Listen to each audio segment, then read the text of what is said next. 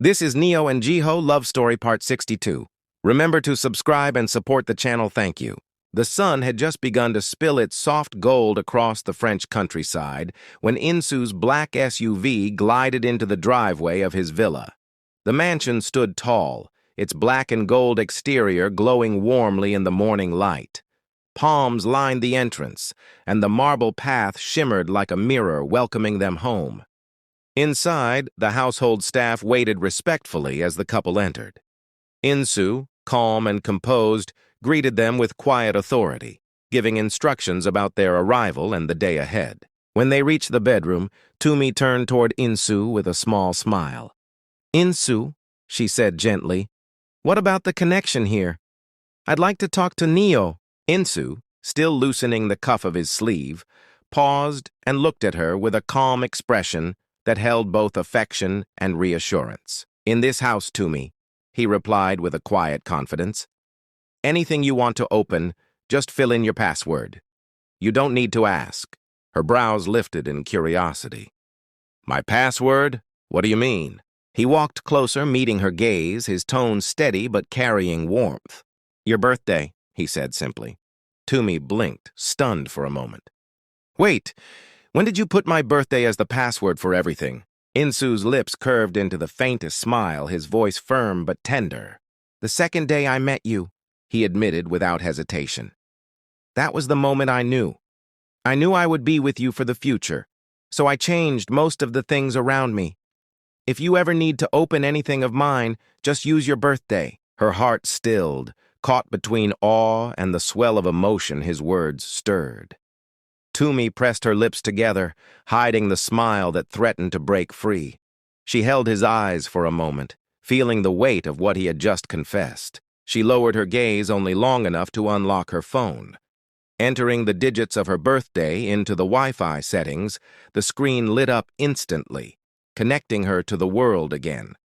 It was such a simple action, yet it carried the weight of his devotion. Insu, watching her, placed a reassuring hand briefly on her arm. While back in Korea, Neo and Jiho were hanging out in the east side of his villa, chatting about potential baby names. But Neo's mind kept drifting to thoughts about Tumi. This was the first time Neo had woken here, her eyes tracing the delicate carvings along the ceiling and the violet shimmer of the silk bedding. The eastern wing was new to her, a hidden part of Jiho's villa he had only revealed after Tumi's engagement party. Even now, the beauty of it made her smile in disbelief.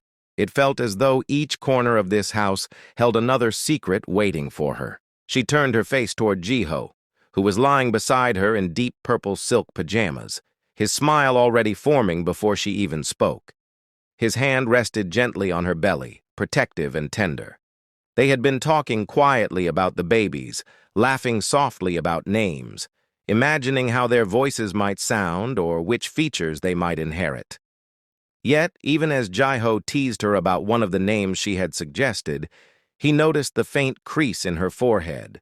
He tilted his head, brushing his nose gently against her cheek. "Something's bothering you," he said, his voice warm but searching.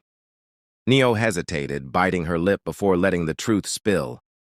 "Honestly, Jiho, I need to know if Tumi arrived well." Jiho raised his brows, his lips curling into a smile. "What about Insu?" That broke the heaviness, and Neo laughed, her dimples showing. "Both of them," she admitted. "But you know me. I'm thinking of Tumi first." Jiho chuckled, tickling her side just enough to make her squeal and squirm in the blankets. She covered her mouth, laughing until tears filled her eyes. "Jiho, stop! I really will call her. You don't know how it feels." He reached across to the nightstand for his phone and unlocked it. For a moment, his gaze scanned the screen. Then he gave her a reassuring nod. "Insu sent me a message. They arrived 20 minutes ago, safe and sound." Neo's heart leapt, her relief so quick it made her gasp. 20 minutes ago? And you didn't wake me?" Jiho laughed, shaking his head. "You were supposed to be sleeping, but I should have known you'd be restless." Without waiting another word, Neo reached for her own phone. "I'm calling her now," she declared, but after several seconds, the line went dead. She tried again. Nothing. Tumi's phone wasn't on. Neo's shoulders sank, her impatience flaring. Her phone is off! Why isn't her phone on? She's probably still connecting everything, Jiho said gently. Give her time. But Neo was already typing, her fingers fast. Tumi, call me as soon as you can. I'm waiting. She set the phone down with a sigh, shaking her head. Meanwhile in France, Insu then told Tumi, I'll be in the study, he said softly, sensing she needed space. With that, he left the room, his quiet footsteps fading into the corridor. Tumi stood still, clutching her phone for a moment, then turned toward the terrace doors.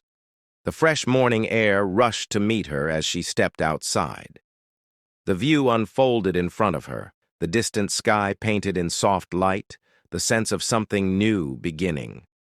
She pressed the call button, her heart racing in anticipation.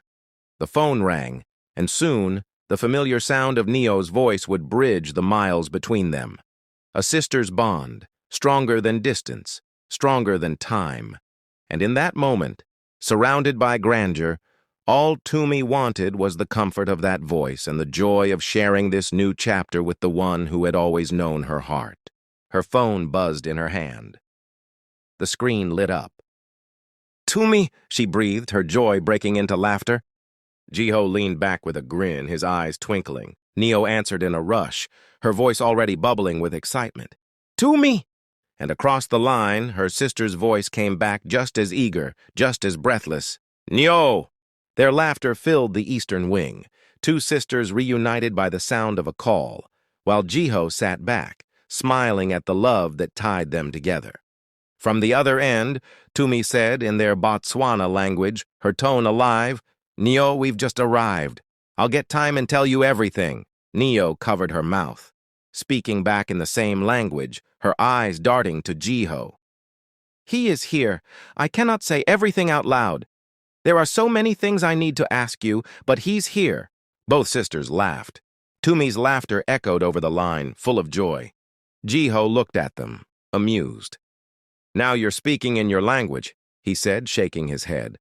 I don't understand a word. Fine, I'll give you two some privacy. He laughed as he stood. I'll go check the spa, see if the water is ready. He kissed Neo's temple and slipped out of the room. Neo relaxed, her smile wide. Tumi, she said in their language, I only needed to hear your voice, to know you arrived safely. My heart can rest now. Tumi's voice was trembling with excitement. Neo, did you know? I didn't even know Insu would propose. Neo laughed, shaking her head. My sister, I knew that man was serious.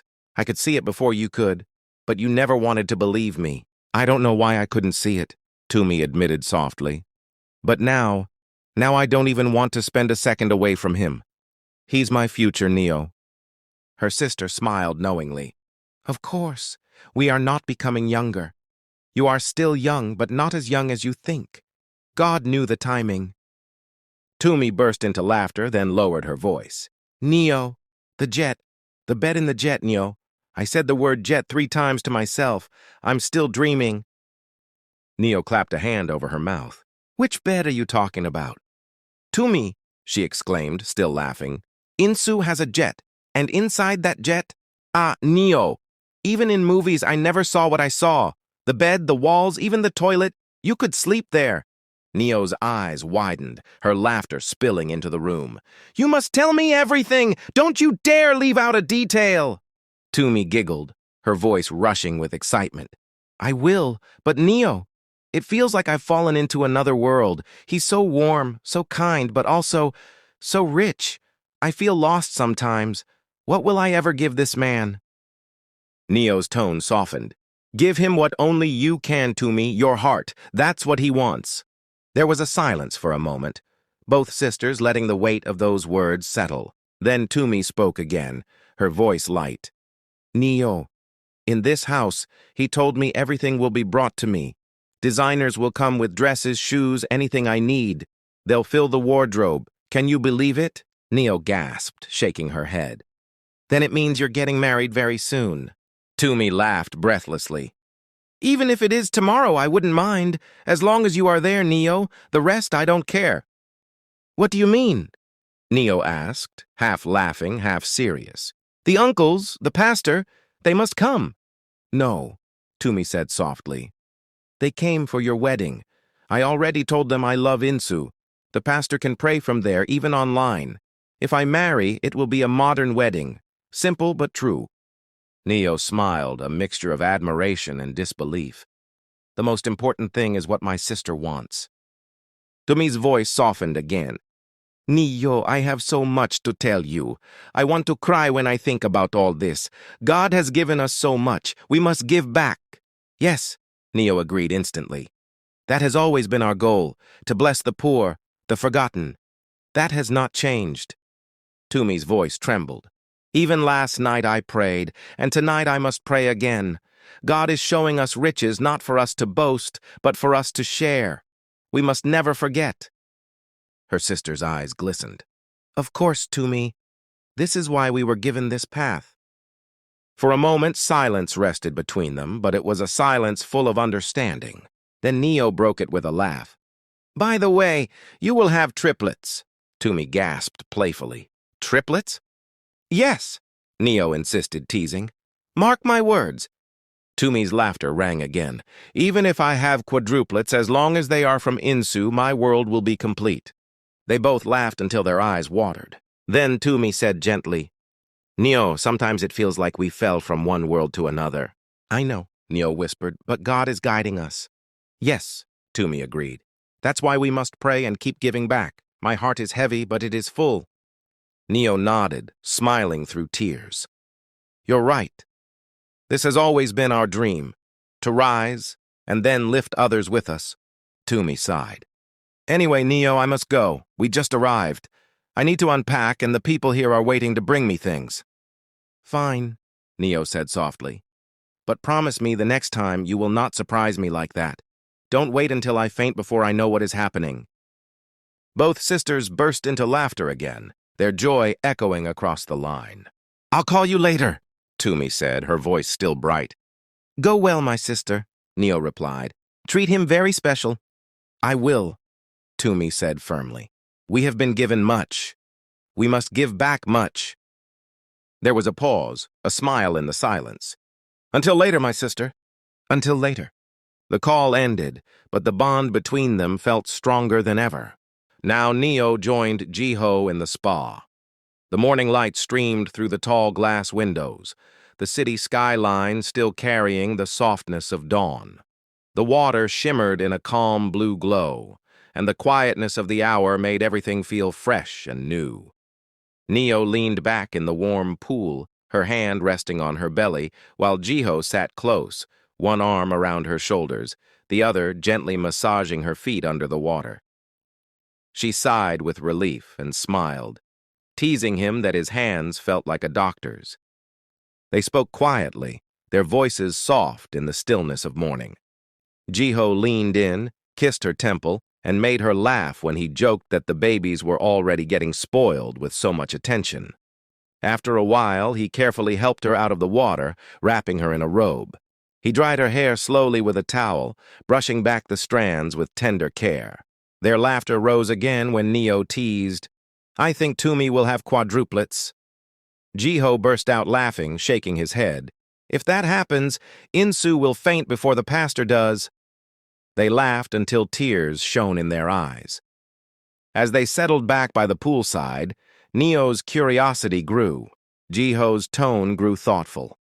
The world of riches, Neo, it is not always what it looks like. Sometimes Insu and I wish we could live in a simple world, not this endless circle of luxury.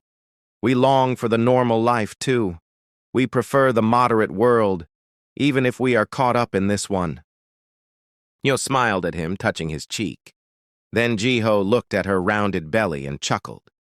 But now that you are pregnant, with these babies inside, they need the bed, not the spa. Neo burst into laughter. You're right, they're already ruling our world. Their laughter filled the spa again, soft and warm. Afterwards, Jiho stood and helped her dress. Neo put on her flowing cream and burgundy gown, while Jiho buttoned his maroon shirt, pairing it with beige trousers. Hand in hand, they left the spa. Downstairs, the breakfast table was already set. Grandmother waited with her calm presence, and Jiho's mother smiled warmly, ready to welcome them. The aroma of tea and fresh bread filled the air. Later in the morning, Jiho told Neo he wanted to take her out. They would drive across the city and visit some of his other villas. "I want to show you more of the places I've built," he said. "They are part of me, and now they are part of you too." Neo smiled, her heart full. They walked out together, ready for the day, carrying laughter from the spa into whatever waited next.